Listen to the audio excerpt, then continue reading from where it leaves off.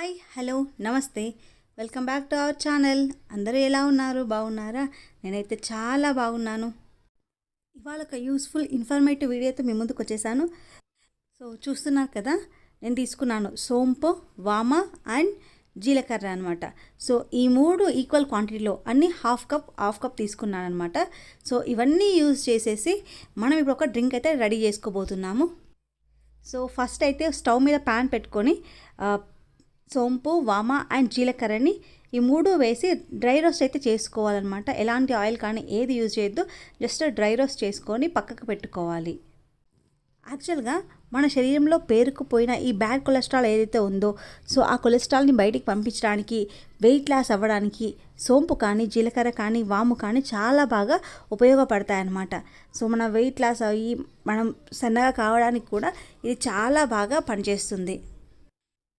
ఇప్పుడు ఇవన్నీ బాగా డ్రై రోస్ట్ అయిన తర్వాత వాటన్నిటిని తీసుకొని ఒక ప్లేట్లో ఉంచుకోవాలి. ఎందుకంటే అవి బాగా వేడిగా ఉన్నాయి కాబట్టి చల్లారబెట్టుకోవాలి. ఆ చల్లారిన తర్వాత వాటన్నిటిని ఒక మిక్సీ జార్లో వేసుకొని మనం పౌడర్గా అయితే చేసుకోవాలి.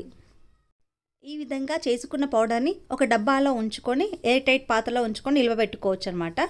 సో ఈ పౌడర్ని ప్రతిరోజు ఉదయాన్నే పరగడుపున వేడి వేడి నీళ్ళల్లో ఒక స్పూన్ ఈ పౌడర్ వేసుకొని మనం తాగాలన్నమాట.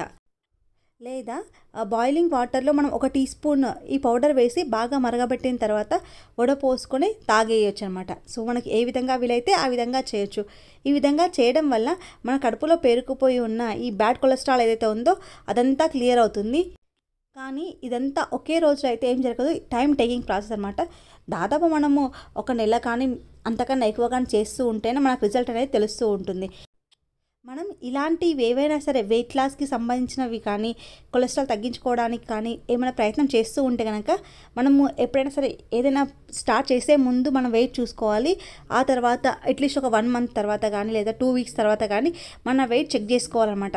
సో కొద్దిగా తగ్గినా సరే, అట్లీస్ట్ 1 kg తగ్గినా సరే మన మీద మనకు కాన్ఫిడెన్స్ అయితే వస్తుంది. సో మనం కంటిన్యూ చేయాలి ఈ ప్రాసెస్ అనేది మనకు అనిపిస్తుంది అన్నమాట. మన మనసు అనేది ఫీల్ అవుతుంది.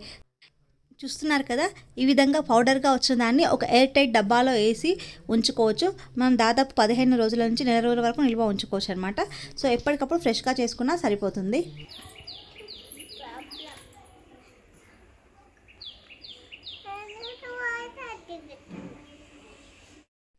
నేను చాలా రోజుల నుంచి ఒక చాపర్ కొనాలనుకున్నాను అనమాట. లాస్ట్కి మీషోలోకి అయితే ఈ చాపర్ అయితే ఆర్డర్ ఇచ్చాను. చాలా బాగుంది. అండ్ ఎందుకంటే ఎప్పుడైనా సరే ఆనియన్స్ కానీ, ఆలుగడ్డలు కానీ, క్యారెట్ కానీ చిన్న చిన్న ముక్కలుగా తరగాలి అంటే కనుక చాలా టైం పడుతుంది అన్నమాట నేను కట్ చేయడానికి. సో దీంట్లో వేస్తే ఎంత కొంచెం ఫాస్ట్గా అయిపోతుందని నాకు అనిపించింది. బట్ అది ఎలా వర్క్ చేస్తుందో తెలియదు, ఎందుకంటే చాలా తక్కువ కాస్ట్లో వచ్చిందన్నమాట. ఆల్మోస్ట్ ఇది బిలో 200 పడింది. I think 170 or 160. సో చాలా తక్కువ ప్రైస్లో వచ్చింది కదా, వర్క్ చేస్తుందో లేదో అని నాకు అనిపించింది. సో అందుకోసమని నేను ఆనియన్స్ని కొంచెం పెద్ద సైజులో ముక్కలుగా కట్ చేసి ఇందులో వేసి చాప్ చేశాను అనమాట. సో టైం అయితే ఆల్మోస్ట్ 3 to 4 minutes లోపల చాలా చిన్న చిన్న ముక్కలుగా కట్ చేసింది అనమాట. ఎంత బాగా ఫైన్ చాప్ చేసింది, చాలా యూస్ఫుల్ అని నాకు అనిపించింది. సో నేను టమాటా, ఆలుగడ్డ అండ్ మీరు పచ్చిమిర్చి, ఆనియన్స్ కూడా వేసి నేనైతే ఈ విధంగా చాప్ చేసి చూశాను. నాకు చాలా బాగా అనిపించింది. తక్కువ టైంలో మనకు చిన్న చిన్న ముక్కలుగా కట్ చేసి పెట్టింది అనమాట. సో ఇది మనకు యూస్ఫుల్ అవుతుంది. ప్రతి ఒక్కరికి కిచెన్లో వాడుకోవడానికి అయితే ఇది చాలా బాగా ఉపయోగపడుతుందని నాకు అనిపించింది. ఒకవేళ మీకు నచ్చితే తప్పకుండా తీసుకోండి. కాస్ట్ కూడా చాలా రీజనబుల్ కాబట్టి మనం తప్పకుండా ట్రై చేయొచ్చు.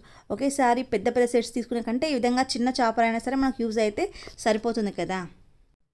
ముఖ్యంగా ఇలాంటి మనకు ఫ్రైస్ చేసేటప్పుడు క్యారెట్ ఫ్రై కానీ, ఆలు ఫ్రై కానీ బాగా చిన్న చిన్న ముక్కలుగా కట్ చేసి ఫ్రై చేస్తాం కదా. సో అలాంటప్పుడు మనకు టైం ఎక్కువగా పట్టకుండా ఈజీగా చాప్ చేయడానికి వీలుగా ఉంటుందన్నమాట. సో ఇది కంపల్సరీ ఉంటే బెటర్ అని నాకు ఫీలింగ్. ఈ చాపర్తో పాటు మీషోలో నేను ఇంకొక ఐటెం కూడా ఆర్డర్ చేశాను అనమాట, స్పూన్స్. సో స్టీల్ స్పూన్స్ ఉంటాయి కదా, స్టెయిన్లెస్ స్టీల్ స్పూన్స్. ఆ స్పూన్స్ అయితే ఆర్డర్ చేసుకున్నాను. ఎప్పుడు నేను బాక్స్కి మా ఆయనకు బాక్స్ పెట్టి పంపిస్తూ ఉన్న స్పూన్స్ అన్నీ రోజుకి అక్కడే వెళ్ళి మర్చిపోయి వస్తూ ఉంటారు. సో ఇంట్లో స్పూన్స్ అన్నీ అయిపోతూ ఉన్నాయి. సో అందుకోసమని నేను కొత్తగా ఒక స్పూన్ సెట్ అయితే ఆర్డర్ ఇచ్చుకున్నాను. చాలా బాగానే అనిపించింది అనమాట. చూడ్డానికి కూడా క్వాలిటీ మరీ అంత గట్టిగా ఏం లేవు, కొంచెం ఓకే మీడియంగానే ఉన్నాయి. బట్ చూడడానికి కూడా బాగున్నాయి. మరి అంత ఎక్కువ వెయిట్ లేకుండా ఓకే నార్మల్ వెయిట్లో ఉన్నాయి. వీటి కాస్ట్ వచ్చేసి ఇది కూడా ఆల్మోస్ట్ బిలో 200 పడింది. మొత్తం 12 స్పూన్స్ అయితే వచ్చాయి. సో ఓకే బాగానే ఉన్నాయి, తీసుకోవచ్చు. అండ్ సమ్మర్ స్టార్ట్ అయిపోయింది కదా, సో పిల్లలందరూ ఇంట్లోనే ఉంటారు. సో అందుకోసమని నేను జల్దీ అయితే ప్రిపేర్ చేశాను. ఎంతసేపు ఉన్నా బయటికి వెళ్ళి కొనుక్కోవడం కంటే ఇంట్లోనే చేస్తే కొద్దిగా హెల్తీగా ఉంటుందని చెప్పేసి ఇంట్లో చేశాను. సో ఏం లేదు, చాలా సింపుల్ రెసిపీ అనమాట ఈ జెల్లీ. సో జెల్లీ ప్రిపేర్ చేసే ముందు కొద్దిగా వాటర్ తీసుకొని బాయిల్ చేసి పక్కన పెట్టుకోవాలి. ఆ తర్వాత మనం ఈ జెల్లీ పౌడర్ తీసుకోవాలన్నమాట. మార్కెట్లో మనకి ఎక్కడ పోయినా ఈ జెల్లీ పౌడర్ దొరుకుతుంది, రకరకాల ఫ్లేవర్స్లో దొరుకుతుంది అనమాట. మ్యాంగో కానీ, నేనైతే రాస్బెర్రీ తీసుకున్నాను. చాలా డిఫరెంట్ ఫ్లేవర్స్లో దొరుకుతుంది. చూస్తున్నారు కదా, ఈ ప్యాకెట్ కట్ చేసేసి మనము దాంట్లో ఉన్న జెల్లీ పౌడర్ అండ్ అందులో ఉన్న ఇంకొక చిన్న సాచెట్ ఉంటుంది, ఆ సాచెట్ రెండు కలిపి ఇట్లా ఈ విధంగా మనం మిక్స్ చేసుకోవాలి. ఇవి రెండు బాగా మిక్స్ చేసిన తర్వాత దీనికి 1/2 లీటర్ వాటర్ అయితే కలపాలి. అందులో డైరెక్షన్స్ అయితే ఉంటాయి మన జెల్లీ ప్యాకెట్ మీద. సో ఒక ప్యాకెట్కి 1/2 లీటర్ వాటర్ అయితే ఉంటుంది, 500 ml వాటర్. సో ఆ 500 ml ఈ బాయిలింగ్ వాటర్ అయితే మనం అందులో వేసుకోవాలి.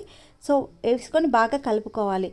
అండ్ జెల్లీ ప్లెయిన్గా కాకుండా మనం ఇందులో కావాల్సిన డ్రై ఫ్రూట్స్ కానీ, ఏవైనా నట్స్ కానీ, లేదా స్ట్రాబెర్రీస్ కానీ ఏవైనా వేసుకోవచ్చు అనమాట. ఏవైనా పళ్ళ ముక్కలు కూడా చిన్న చిన్నగా వేసుకోవచ్చు. చూడ్డానికైతే చాలా కలర్ఫుల్గా ఉంటుంది. సో రకరకాల ఫ్లేవర్స్ ఉంటాయి కాబట్టి మనకు నచ్చిన ఫ్లేవర్ని మనం ట్రై చేయొచ్చు. సో ఇప్పుడైతే మనకి ఈ లిక్విడ్ స్టేట్లో ఉన్న ఈ జెల్లీని మనం బౌల్లోకి, అంటే మనకి ఏ షేప్లో కావాలి అంటే ఆ షేప్లో ఉన్న మౌల్డ్స్లోకి కానీ లేదా బౌల్స్లోకి కానీ ట్రాన్స్ఫర్ చేసుకొని అలాగే ఉంచాలన్నమాట. బయట అంటే రూమ్ టెంపరేచర్లోనే ఉంచాలి. దాదాపు మనకు ఒక 3 to 4 hours అయితే పడుతుంది ఈ జెల్లీ అనేది సెటిల్ అవ్వడానికి. నార్మల్గా అయితే మనకు ఒకవేళ మన వాతావరణం సహకరించకపోతే ఒక పూట ఉంచవచ్చు అనమాట. మనం మార్నింగ్ నుంచి ఆఫ్టర్నూన్ వరకు కానీ, ఆఫ్టర్నూన్ నుంచి ఈవినింగ్ వరకు కానీ బయట అలాగే వదిలేసేయాలి. సో ఆటోమేటిక్గా అది చిక్కబడుతుంది అనమాట. జెల్లీ లాగా మనకు ప్రిపేర్ అయ్యి కనిపిస్తూ ఉంటుంది. సో మనకు ఒకవేళ ఆ తర్వాత జెల్లీ మంచిగా ఫామ్ అయిన తర్వాత మనము చల్లగా తింటే బాగుంటుంది జెల్లీ కాబట్టి ఫ్రిడ్జ్లో ఉంచుకుంటే సరిపోతుంది అనమాట. ఒక 1/2 hour అట్లా ఫ్రిడ్జ్లో ఉంచితే అది బాగా కూల్ అయిపోతుంది. సో ఆ తర్వాత సర్వ్ చేసుకోవచ్చు. ఎప్పుడైనా సరే జెల్లీ ఫామ్ అయిన తర్వాత మనం మౌల్స్లో ఉంచే కంటే జెల్లీ ఇలాగా ఫామ్ కాకముందు మనం ఈ లిక్విడ్ స్టేట్లో ఉన్నప్పుడే మనకు కావాల్సిన మౌల్స్లో ఉంచితే షేప్ అనేది కరెక్ట్గా వస్తుంది. చూస్తున్నారు కదా, చూడడానికి చాలా కలర్ఫుల్గా ఎంత బాగా కనిపిస్తుందో. సో ఈ జెల్లీ ప్రిపరేషన్ అనేది చాలా ఈజీ అండ్ పిల్లలు కూడా చాలా ఇష్టపడతారు కదా. సో తప్పకుండా ఈ సమ్మర్లో ట్రై చేయండి.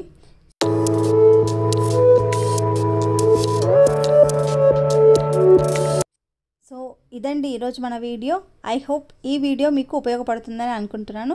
ఈ వీడియో కనుక మీకు నచ్చినట్లయితే లైక్ చేయండి, షేర్ చేయండి.